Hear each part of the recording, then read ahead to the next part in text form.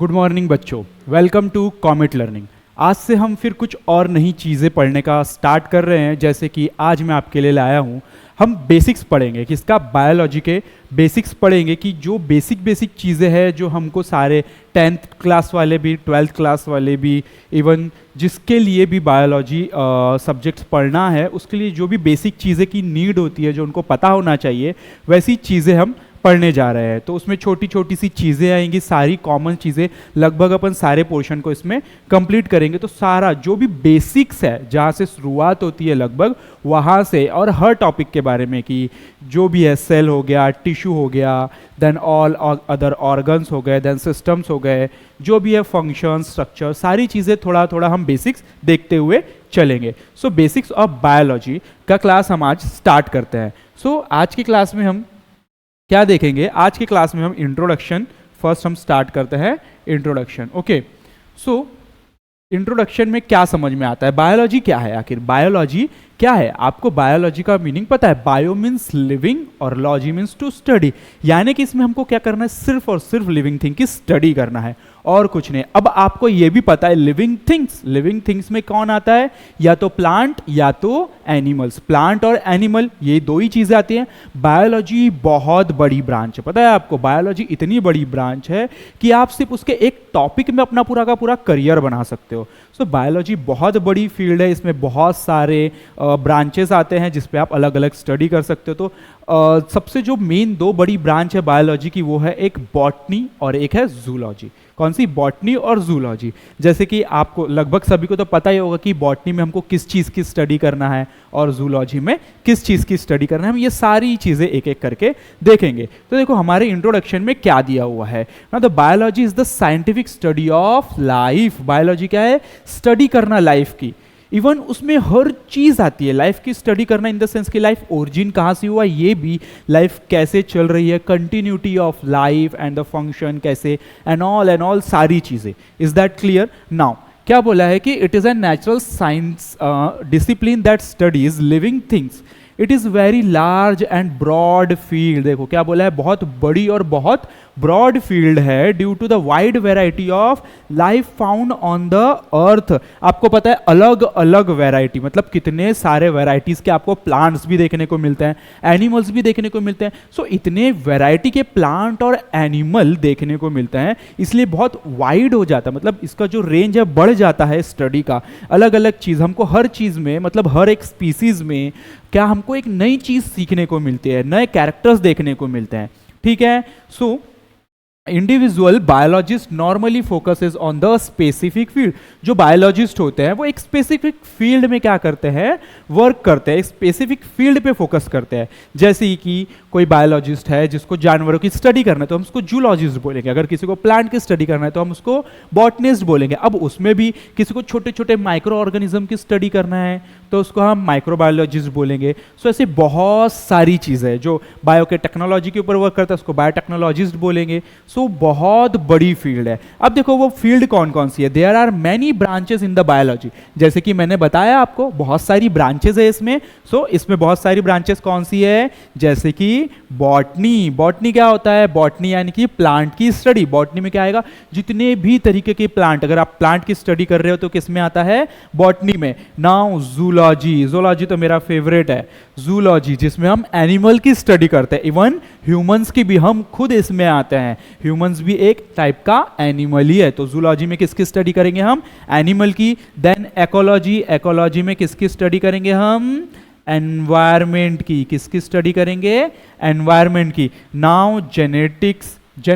Genetics पता है? Jeans, जो भी हमारा जेनेटिक मटेरियल है, डीएनए ऑल एंड ऑल, इसकी स्टडी करना होता है जेनेटिक्स। देन माइक्रोबायोलॉजिस्ट यानी कि वो छोटे छोटे माइक्रो ऑर्गेनिज्म, जिसको छोटे छोटे माइक्रो ऑर्गेनिज्म बोलते हैं हम उसको, उसकी स्टडी करने वाले इंसान को हम बोलेंगे microbiologist. Then the molecular biologist. Molecular level पे स्टडी करना, स्ट्रक्चर कैसा है उसका एंड ऑल, एंड उसके मॉलिक्यूल्स के बारे में जानना, ये होती है molecular biology. Then the biotechnology यानी कि टेक्निक के ऊपर वर्क करना, biotechnology. Then and many roles. सोचो मैंने यहाँ पर ही आपको कितने सारे नाम बता दिए, इसके अलावा भी बहुत सारी फील्ड है, इसके अलावा भी बहुत सारे ब्रांच है बायोलॉजी के। ठीक है, यहाँ तक के क्लियर है। तो अब हम चलेंगे, हमको दो चीज़ों पे मेन फोकस करना है। आपके लिए अभी इतना ज़्यादा वो सारी चीज़ें इंपॉर्टेंट नहीं है, आपको पता होना चाहिए ये दो चीज़ें, बॉटनी और जूलॉजी, बॉटनी और जूलॉजी। ठीक है, सो बॉटनी और जूलॉजी। अब स्टडी ऑफ लाइफ, जैसे कि स्टडी ऑफ लाइफ दो ब्रॉड कैटेगरी में डिवाइड किया है मैंने, एक है बॉटनी और एक है जूलॉजी, एक है बॉटनी और एक है जूलॉजी। सो देखो जूलॉजी, जूलॉजी में किसकी स्टडी बताया मैंने, डीलिंग विथ एनिमल्स। जूलॉजी में एनिमल्स की स्टडी करना, हमको एनिमल्स के साथ डील करना है, वो होगा जूलॉजिस्ट। और जब हम प्लांट के साथ डील करेंगे तो क्या, वो हो जाएगा बॉटनी। अब देखो जो father of zoology, father of zoology कौन है, Aristotle. Father of zoology is Aristotle और the father of botany is Theophrastus. Father of botany is Theophrastus. इतना थोड़ा सा जनरल नॉलेज के लिए भी इतना क्लियर होना चाहिए कि फादर ऑफ जूलॉजी कौन, यस कौन, Aristotle. Yes, then the father of botany Theophrastus. ठीक है, अब चलते हम थोड़ा धीरे धीरे धीरे आगे की तरफ। अब आपको पता है कि किसी भी चीज की अगर हमको लाइफ के बारे में पढ़ना है तो उसका स्ट्रक्चर एंड फंक्शनल यूनिट क्या है, structure and functional unit of life is cell. ठीक है, सेल पता है ना आपको, सेल के बारे में देखें हम, किसके बारे में देखेंगे, सेल। और उसी सेल की स्टडी करना, जब हम सेल की स्टडी करते हैं उसको क्या बोलेंगे, साइटोलॉजी। सेल की स्टडी करना है यानी कि cytology. Now the study of form, structure and composition of cell, यानी कि उसका कंपोजिशन क्या है, किन किन चीजों से बना है, उसका स्ट्रक्चर कैसा है, उसके फॉर्म कैसे है, इनकी स्टडी करना ही कहलाता है साइटोलॉजी, इज कॉल्ड साइटोलॉजी। ठीक है, इज दैट क्लियर नाउ। अब हम सेल के बारे में देखते हैं। तो देखो सेल क्या है, सेल के बारे में लगभग सभी को वो जनरल सी चीजें पता है। Cell is the structure and functional basic fundamental unit of life, इतना तो पता है ना। तो वही पहली लाइन होनी चाहिए थी, cell is the fundamental structure and functional unit of all living organism. ठीक है, बिना सेल के कोई लिविंग ऑर्गेनिज्म होता ही नहीं है। ठीक है, जितने भी लिविंग ऑर्गेनिज्म है वो सेल उसका ही स्ट्रक्चरल यानी कि फंक्शनल यूनिट होता है, वहीं से उसकी लाइफ स्टार्ट होती है। ठीक है, इन 1665 रॉबर्ट हुक का नाम याद रखना क्योंकि इन्होंने ही सेल को डिस्कवर किया था। इन 1665 में रॉबर्ट हुक ने सेल को डिस्कवर किया था in the form of cork section. जो हमारा प्लांट होता है उसके बाहर का जो बार्क होता है, ठीक है, देखा होगा आपने, उसको हम छाल भी बोलते हैं, तो उसमें देखा था उन्होंने, तो उनको हेक्सागोनल जैसा स्ट्रक्चर देखने को मिला था। सो उस टाइम पे उन्होंने इसको नाम दिया था सेल। ठीक है, ये एक कंपार्टमेंट जैसा था। ठीक है, तो उस टाइम पे उन्होंने इसको नाम दिया था कॉर्क सेक्शन में। Now the cells are extremely small and can be seen properly when magnified and viewed through different types of microscope.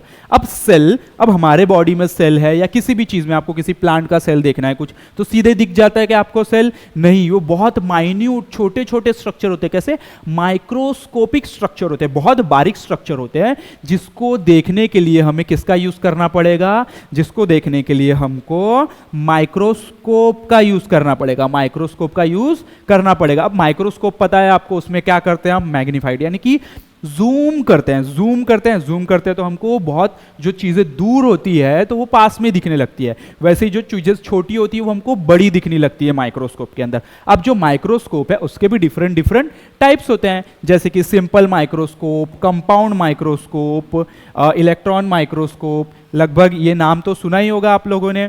सो थोड़ा सा माइक्रोस्कोप की भी स्टडी कर लेते हैं अपन, थोड़ा सा उसके बारे में भी जानना हमको जरूरी है। अगर हम तभी तो अच्छे स्टूडेंट कहलाएंगे कि हमको सारे नॉलेज बराबर है हमको।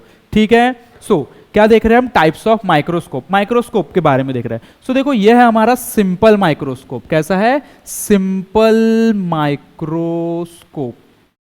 और यह है हमारा कंपाउंड माइक्रोस्कोप। इसको क्या बोला है, कंपाउंड माइक्रोस्कोप। अब देखा जाए तो सिंपल माइक्रोस्कोप और कंपाउंड माइक्रोस्कोप सेम दिख रहे हैं, लेकिन सिर्फ इसमें एक डिफरेंस है कि जो इसमें ये जो लेंस है इसमें एक ही प्रेजेंट होता है, लेकिन यहां पर बहुत सारे 10x 45x प्रेजेंट होते हैं, लेकिन यहाँ पर सिर्फ सिंगल लेंस प्रेजेंट होता है, इसीलिए इसको बोला है सिंपल माइक्रोस्कोप और इसको बोला है कंपाउंड माइक्रोस्कोप। और ये होता है इलेक्ट्रॉन माइक्रोस्कोप। यहाँ पर दिख छोटा सा रहा है लेकिन ये बहुत बड़ा होता है, लगभग मेरे साइज का होता है, बहुत हमसे भी बड़ा होता है, बहुत बड़ा होता है, लेकिन ये छोटे से होते हैं, ये कैरी करना ईजी है। लेकिन जो हमारा इलेक्ट्रॉन माइक्रोस्कोप है, कौन सा इलेक्ट्रॉन माइक्रोस्कोप, ये बहुत बड़े होते हैं। देखो यहाँ पे 2 आई पीस है, इसमें बहुत मैग्नीफाइड हम देख सकते हैं, बहुत ज़्यादा जूम करके देख सकते हैं। अगर सिंपल भाषा में बोलूँ तो बहुत ज़्यादा हम इसको जूम करके देख सकते हैं, यानी कि जो चीज़ें इसमें ना दिखे वो इसमें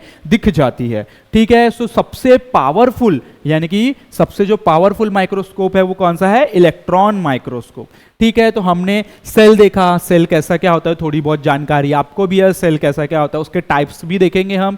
देन अब वो जो सेल है हमको ऐसे ही दिखने वाला है क्या नेकेड आई से, नहीं, उसको देखने के लिए माइक्रोस्कोप लगेगा। तो 3 माइक्रोस्कोप के बारे में पढ़ा हमने, simple microscope, compound microscope and the electron microscope. Now अब चलते हैं हम नेक्स्ट क्या है, सेल। अब डिफरेंट अब हमने देखा है कि वैरायटी ऑफ ऑर्गेनिज्म, इतनी सारी स्पीसीज प्रेजेंट है इस अर्थ पे, तो बहुत सारे वैरायटीज के हमको क्या जानवर देखने को मिलता है, एनिमल प्लांट जो भी बोलो, तो उनका जो सेल का साइज डिफर करेगा सब, किसी की बॉडी छोटी होती है, किसी की बड़ी होती है ना, कोई छोटा ऑर्गेनिज्म है, कोई बड़ा ऑर्गेनिज्म है, छोटा एनिमल है, बड़ा एनिमल है, कोई छोटा प्लांट है, कोई बड़ा प्लांट है, तो उनके सेल का साइज भी छोटा बड़ा होगा। सेल का साइज छोटा बड़ा है तभी ना बॉडी इतनी बड़ी छोटी है। सो सब ये एक जनरल नॉलेज के लिए भी बहुत इंपॉर्टेंट है आपके लिए कि जो स्मॉलेस्ट सेल है वो कौन सा है, mycoplasma.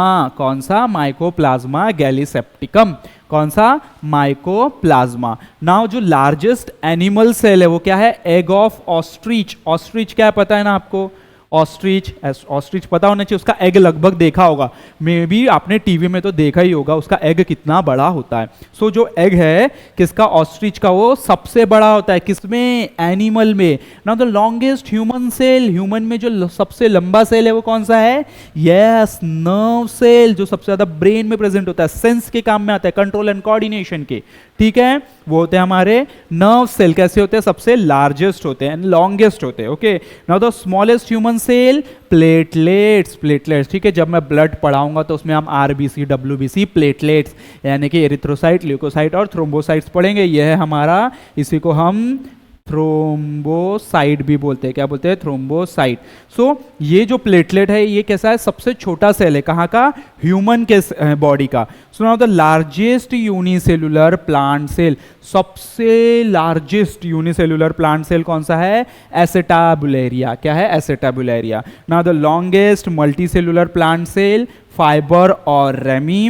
Then the animal cell visible in the naked eye, eggs of bird और सम रेप्टाइल्स, यानी कि ऐसे एग्स जो हमको नेकेड आई से दिख पाए, ऐसे खुली आंखों से हमको दिख पाए, वैसे जो एग है वो कौन कौन से है, एग ऑफ बर्ड्स, आपको बर्ड्स के एग दिखते हैं बहुत सारे पंछियों के, और बहुत सारे रेप्टाइल्स पता है क्या होता है, जो जमीन में रेंगते हैं उनको रेप्टाइल्स बोलते हैं, तो उनके भी अंडे आपने देखे ही होंगे।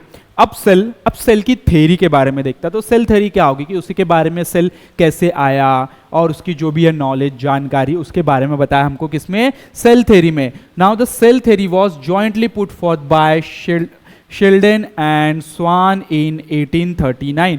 शेल्डन एंड स्वान ने बताया। देखो जो हमने क्या बोला है कि जो डिस्कवर किया था सेल को, डिस्कवर किसने किया था सेल को, रॉबर्ट हुक ने। तो उन्होंने सिर्फ बताया था कि कुछ तो भी है यूनिट स्ट्रक्चर जो कि हेक्सागोन जैसा दिखता है, बट उन्होंने क्लियर डिफाइन नहीं किया था कि यही सेल है, उसके अंदर क्या क्या स्ट्रक्चर प्रेजेंट है, इसका फंक्शन क्या है। तो वो किसने क्लियर करके दिया, वो हमको शिल्डन और स्वान और शिल्डन ने हमको क्लियर करके दी इन 1839 में कि ये सारी चीज़ें क्या है, सेल किन चीज़ों से बना है, कैसा क्या सारे कंपार्टमेंट सेल का एकदम डीप में स्ट्रक्चर हम आपके हायर क्लासेस में देखेंगे। Now the cell theory states that the bodies of all organisms are made up of cells. तो क्या बोला है कि जितने भी ऑर्गेनिज्म है उनकी बॉडी किससे बनी हुई है, सेल से बनी हुई है। कुछ नई चीजें है कि हमारे लिए, नहीं, ये तो हमको पहले से पता है। Then cells are fundamental unit of structure and the functional in all living organism। fundamental unit है, पता है हमको। Then structure and the functional in all living organism, ये क्या है, यूनिट है, यूनिट किसका, लाइफ का, फंडामेंटल स्ट्रक्चर और फंक्शन का। Then the cell emerge on earth at least 3.5 billion year ago. देखो क्या बोला है कि जो सेल हमको अर्थ पे कब मिला, 3.5 बिलियन ईयर अगो, ऐसा इसका बोलना है। सो लगभग 20 बिलियन ईयर अगो जो है, 20 बिलियन ईयर अगो क्या मिला हमको, 20 बिलियन ईयर अगो यूनिवर्स, जो यूनिवर्स हमको पता चला वो 20 बिलियन ईयर अगो, एक थ्योरी के जैसे बिग बैंग थ्योरी है, उसने बताया कि 20 बिलियन ईयर अगो यूनिवर्स आया हमारा। Then the 5 billion year ago लगभग हमारा अर्थ बना। देन उसके बाद आया हमारा सेल जो कि 3.5 बिलियन ईयर अगो हमको पता चला। Is that clear? इतना सिंपल है। देन चलते हैं हम नेक्स्ट, टाइप ऑफ सेल। अब टाइप्स ऑफ सेल, अब हम सेल के बारे में पढ़ रहे हैं। हम सबसे पहले बेसिक सी चीजें पढ़ रहे थे, फिर हमने देखा सबसे पहले लाइफ पढ़ रहे थे। लाइफ हम किस में पढ़ते हैं, बायो में, बायो ही का पढ़ना, बायोलॉजी पढ़ना यानी कि लाइफ की स्टडी करना। अब प्लांट और एनिमल की स्टडी करना यानी कि बॉटनी और जूलॉजी। जूलॉजी के फादर कौन, एरिस्टोटल। बॉटनी के फादर कौन, थियोफ्रास्टस। ओके, क्लियर है यहां तक के। देन सेल के बारे में देखा, सेल क्या होता है क्या नहीं होता। अब टाइप्स ऑफ सेल, अब टाइप्स ऑफ सेल में भी आपको पता है कि दो टाइप के सेल होते हैं। कौन से दो टाइप के सेल होते हैं, एक प्रोकैरियोटिक सेल और एक यूकैरियोटिक सेल। जो प्रोकैरियोटिक सेल होता है वो कैसा होता है, प्रिमिटिव होता है, और जो यूकैरियोटिक सेल होता है वो एडवांस होता है, मतलब सारे ऑर्गेनल्स प्रेजेंट होते हैं उसके, और जो उसका जेनेटिक मटेरियल है यानी कि न्यूक्लियर मेम्ब्रेन वहां पर प्रेजेंट होती है। किसमें, यूकैरियोटिक में। प्रोकैरियोटिक में प्रेजेंट नहीं होती। प्रोकैरियोटिक एकदम सिंपल स्ट्रक्चर है, सिंपल सेल है, लेकिन यूकैरियोटिक थोड़ा सा हार्ड यानी कि कॉम्प्लेक्स। कैसा है, कॉम्प्लेक्स सेल है। नाउ अब उसकी स्टडी करते हैं अपन टाइप्स ऑफ सेल की। On the basis of the nuclear organization cells are of two type. First is prokaryote, second is eukaryote. अब प्रोकैरियोटिक में क्या बोला है कि दिस आर प्रिमिटिव सेल, बोला मैंने, primitive cell having 3 basic structure of typical cell but lack nuclear membrane. इसके पास न्यूक्लियर मेम्ब्रेन नहीं होती। जैसे कि ये सेल है, ये हमारे सेल में न्यूक्लियस प्रेजेंट होता है ना, तो ये यहां पर ये न्यूक्लियर मेम्ब्रेन प्रेजेंट नहीं होती कोई भी। ठीक है, किसमें, प्रोकैरियोट्स में। अब यूकैरियोट की बात कर लेते हैं। This are complete cell which contain membrane bound organelles and nucleus। इसमें जो भी मेम्ब्रेन प्रेजेंट होंगे वो न्यूक्लियर मतलब मेम्ब्रेन बाउंड होंगे। ठीक है, ये हमारा इसमें बहुत सारे ऑर्गेनेल्स होंगे और न्यूक्लियर मेम्ब्रेन प्रेजेंट होगी। किसमें, यूकैरियोट्स में। Then the unicellular and multicellular plant and animal have eukaryotic cell.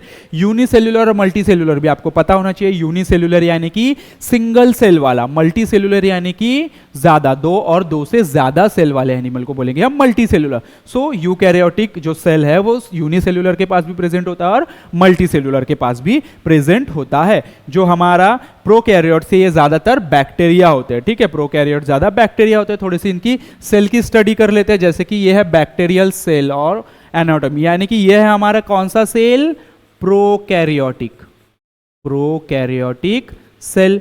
ये प्रोकैरियोटिक सेल है हमारा। तो इसमें ये जो स्ट्रक्चर दिख रहे हैं सीलिया जैसे, एकदम हेयर लाइक स्ट्रक्चर, बारीक बारीक बारीक बारीक, उसको पाइलस बोला है। देन ये कैप्सूल, देखो ये जो जेनेटिक मटेरियल, ये अंदर ये यहाँ पर जेनेटिक मटेरियल प्रेजेंट है। अच्छा, जेनेटिक मटेरियल क्या होता है, वही हमारा डीएनए और आरएनए, जिसको हम न्यूक्लिक एसिड भी बोलते हैं। सो ये जो जेनेटिक मटेरियल है, इसे कोई इससे बाउंड है क्या, किसी मेम्ब्रेन से बाउंड है क्या, नहीं। लेकिन यहां पर ये जो जेनेटिक मटेरियल देखो, ये पूरा ये किससे, एक न्यूक्लियर मेम्ब्रेन से बाउंड है। इसीलिए तो यहां पर न्यूक्लियर मेम्ब्रेन प्रेजेंट नहीं है, वही बोल रहा है, और यहां पर प्रेजेंट है। एकदम सिंपल सा स्ट्रक्चर दिख रहा है। उसके अलावा प्लास्टिड यानी कि उसका थोड़ा सा अदर जेनेटिक मटेरियल। फ्लैजेला, ये लंबा वाला जो है फ्लैजेला, और बाहर साइटोप्लाज्म तो पता ही है आपको, सेल वॉल, सेल मेम्ब्रेन, सारी चीजें। वही जब हम इस प्रोकैरियोट के सेल के बजाय हम जब यूकैरियोटिक सेल को देखते हैं तो कैसा दिखता है, एकदम थोड़ा सा कॉम्प्लेक्स दिखता है।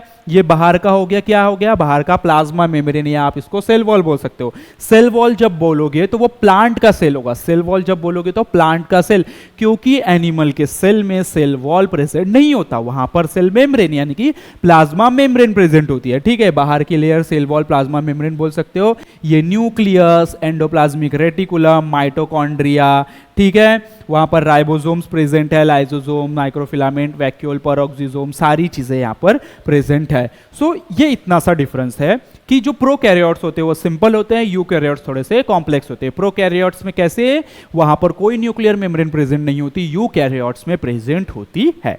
ठीक है, यहां तक के क्लियर है। तो अब हम चलते हैं थोड़ा नेक्स्ट क्या देखेंगे हम, अब सेल देख लिया, अब सेल से जाके क्या बनेगा, टिश्यू, सेल से सेल बन के क्या मिलेगा, टिश्यू। सो टिश्यू, अब आपको ये चीजें तो पता है ना कि सेल, जब बहुत सारे सेल आ जाते हैं तो क्या बनता है, टिश्यू, जब टिश्यू आ जाते हैं तो क्या बनता है, ऑर्गन, और जब बहुत सारे ऑर्गन मिलके क्या बनाते हैं, ऑर्गन सिस्टम, और ऑर्गन सिस्टम के बाद क्या बनता है, पूरा ऑर्गेनिज्म, पूरे ऑर्गेनिज्म की बॉडी बनती है। ठीक है, इतना क्लियर है। सेल से मिलके टिश्यू, टिश्यू से मिलके ऑर्गन, ऑर्गन से मिलके ऑर्गन सिस्टम, फिर पूरी बॉडी रेडी होती है। सो हम आज क्या देखेंगे, टिश्यू के बारे में। So what is tissue, tissue क्या होता है, टिश्यू होता है कि a group of cell which work together to perform particular job is called a tissue. देखो, एक सेल था जो एक काम कर रहा था, यदि कोई तो भी काम कर रहा था, जैसे कि वो सर्कुलेशन का काम कर रहा है एक सेल,